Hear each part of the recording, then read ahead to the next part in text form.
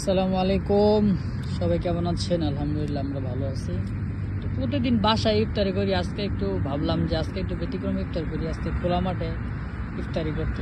সবাই দেখি খোলা মাঠে ইফতারি করে, তো সেই অনুভূতিটা নেওয়ার জন্য আমি আর সাদিক ইফতারি খেপসা, ফল ফ্রুট, লাবান, পানি, খেজুর আছে 2 রকমের, তো এগুলো নিয়ে চলে আসলাম খোলা মাঠে।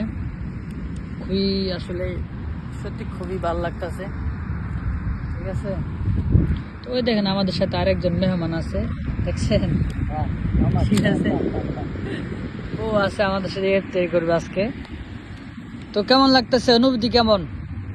আলহামদুলিল্লাহ, শরীরটা ফ্রেশ হওয়ার জন্য একটু বাইরে আসছি। শরীরটা একটু ফ্রেশ হওয়ার জন্য, মানসিকটা একটু ফ্রেশ হওয়ার জন্য বাইরে আসলাম। এখন পরিবেশটা মোটামুটি ভালো। বাইরে প্রতিদিন তো ঘরে ইফতারি করি, আজকে বাইরে ইফতারি করলাম।